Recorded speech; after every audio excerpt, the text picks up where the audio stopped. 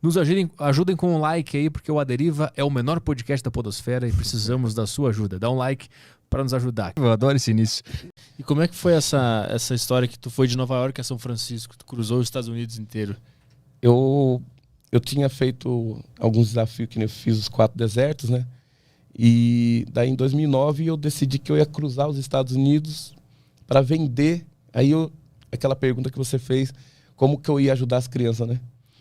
E eu criei um projeto, uma ação chamada Transforme Quilômetros em Sorrisos, ou Transforme Quilômetros em Cura, que era vender os quilômetros que eu estava percorrendo para ajudar as crianças.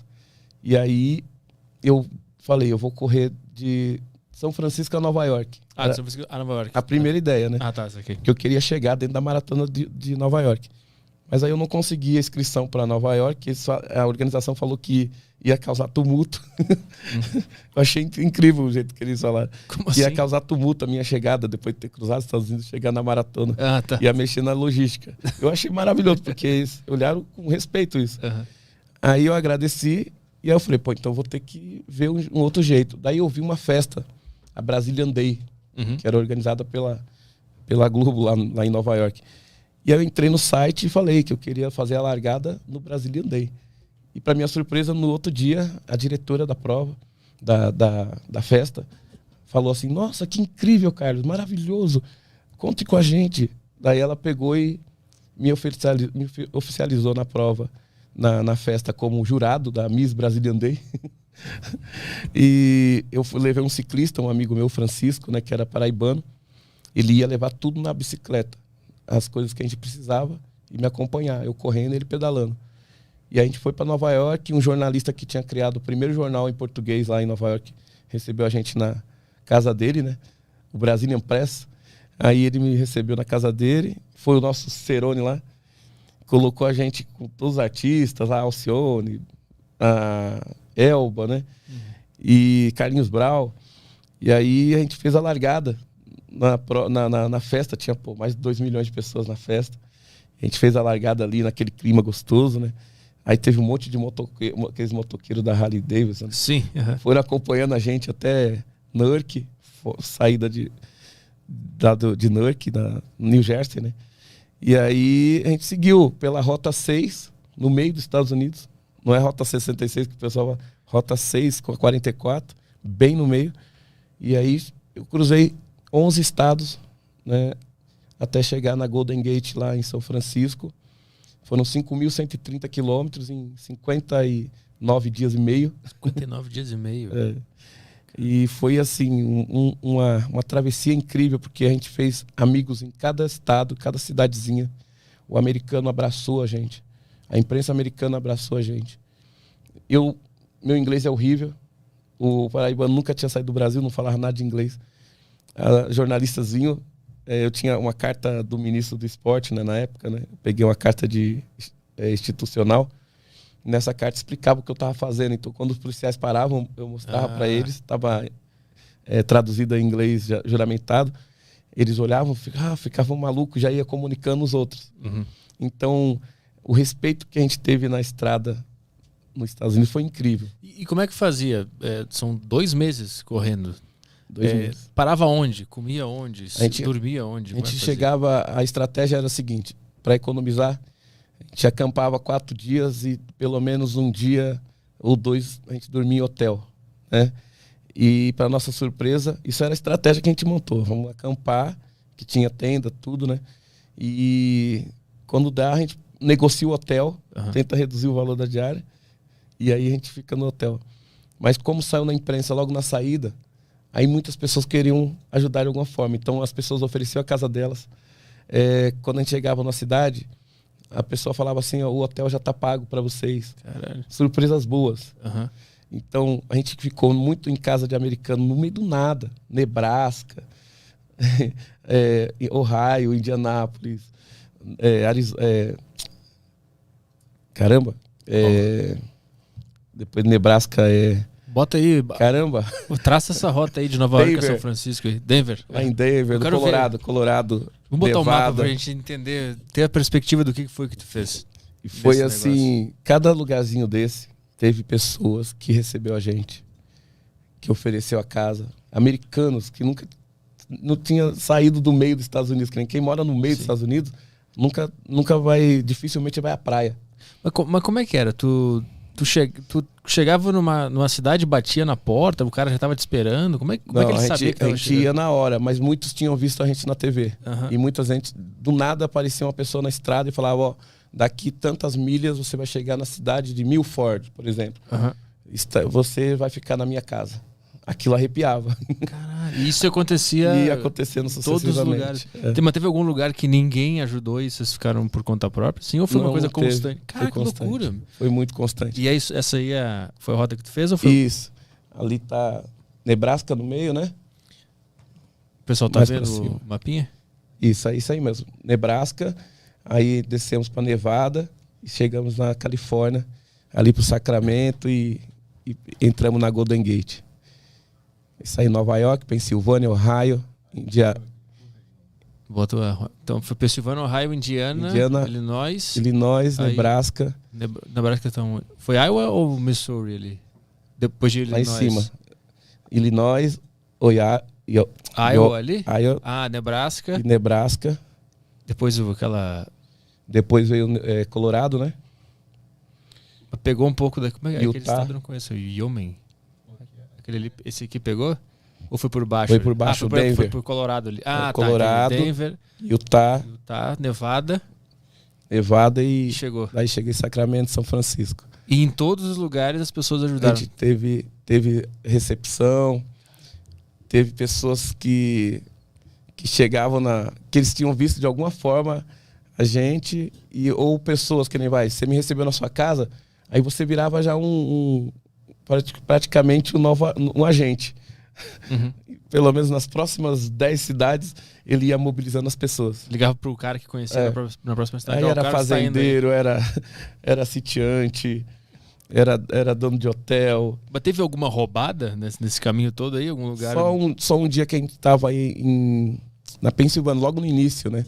Aham. Nas montanhas descendo, e só vinha placa de urso, né? Urso. Aí a gente chegou no posto de gasolina, o urso tava lá revirando lixo, cara.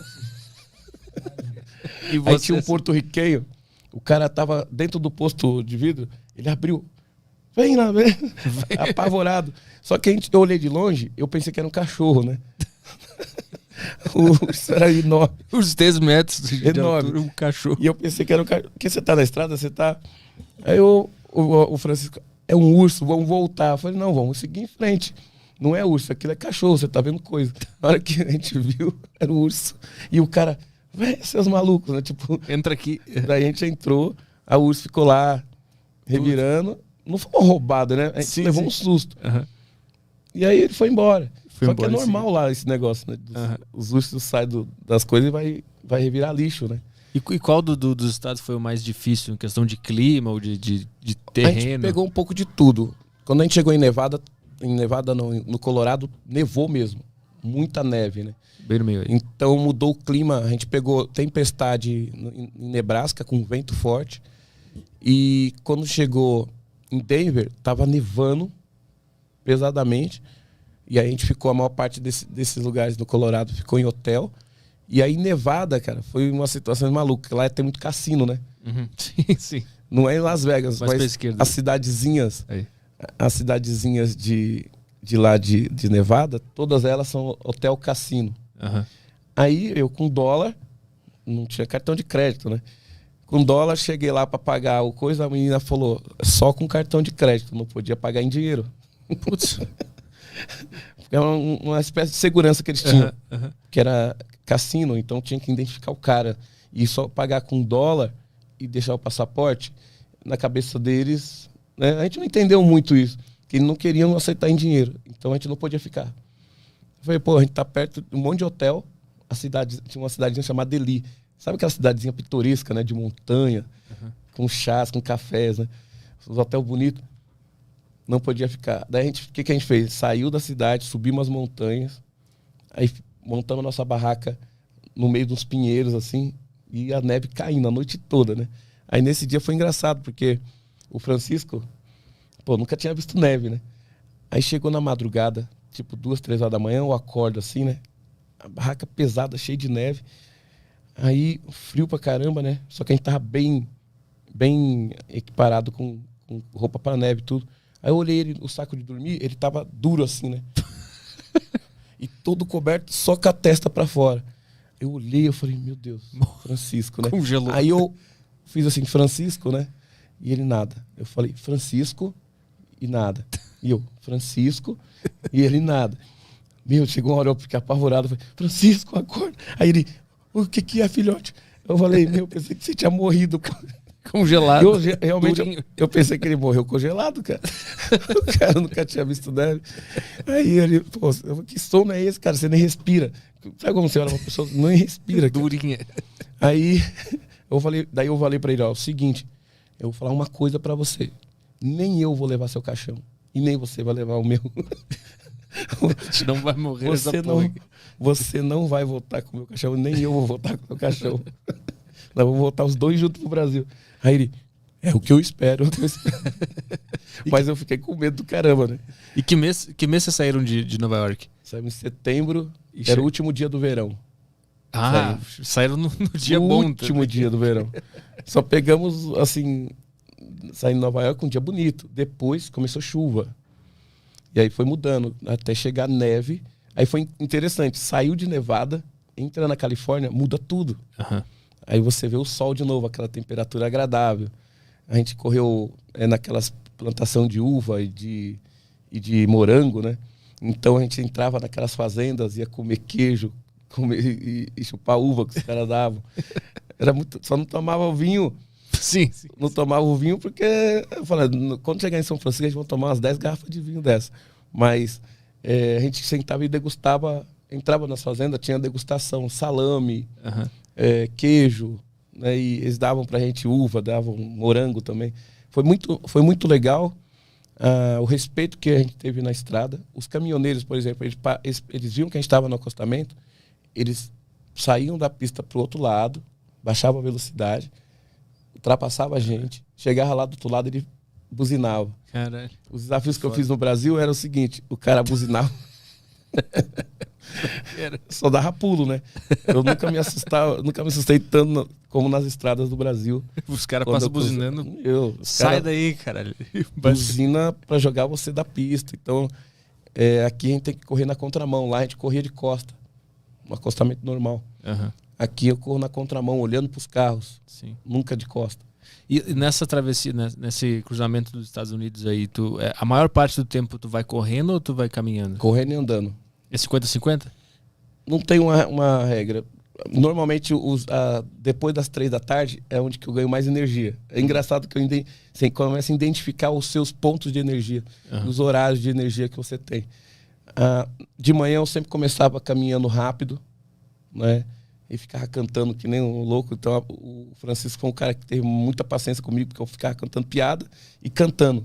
Todos os sambas que você imaginar eu cantava. Correndo. Ele deve conhecer todos os compositores. E eu cantando. E depois, quando dava 3, 4 horas da tarde, a minha energia começava a crescer. Eu começava a correr e entrava na noite correndo. Ah, entendi. Tu começava a correr a partir das 3. Isso, e quando corria tinha mais. Energia. E aí que horas vocês iam dormir, mais ou menos? Nunca tinha uma regra. Teve dias que, assim, quando não tinha nada, tinha lugares que não tinha nada. A gente preferia avançar na noite para ganhar terreno. Uhum. E foram poucos os dias que a gente acampou no meio do nada. A gente sempre entrava num camping, né? Toda entrada de cidade tinha um camping. Uhum. Aí naquele camping tinha uma caixa d'água, o camping, aí tinha lá McDonald's, Pizza Hut, aqueles negócios. Uhum. E a gente acampava ali. Colocava moedinha lá e liberava, né? Uhum. Mas teve alguns lugares, que nem em Nebraska mesmo, que era só fazenda. Fazenda de girassol, de batata doce. Então, aquelas planícies sem fim. Então, muitos lugares, teve um lugar que a gente acampou na entrada de uma fazenda, assim. Que tinha uns pôneis, sabe? Uhum. Aí, à noite, o xerife chegou lá. Qual a estratégia que a gente montava? Eu montava a barraca, colocava uma bandeira dos Estados Unidos e uma bandeira do Brasil. Nas 4 pontas da barraca. A gente colocava a bicicleta dentro da barraca, que era grande, e pronto. Daí teve o xerife parou o carro, olhou, ficou assim, aí bateu palma, né? A gente saiu, daí ele perguntou quem estava fazendo, aí, fantástico. Daí foi lá, pegou a viatura comprou aquelas rosquinhas doces que De eles policial, têm. aquelas. Meu, açucarada pra caramba. Sim. Um saco e uns 2 copões de chocolate quente. Trouxe pra gente. Eu falei, nossa, cara, que louco isso, né? E aí deu energia para uns 7 Meu, dias. Aí vamos tirar foto com o xerife, né? Isso era o nosso dia a dia, né? As surpresas foram boas.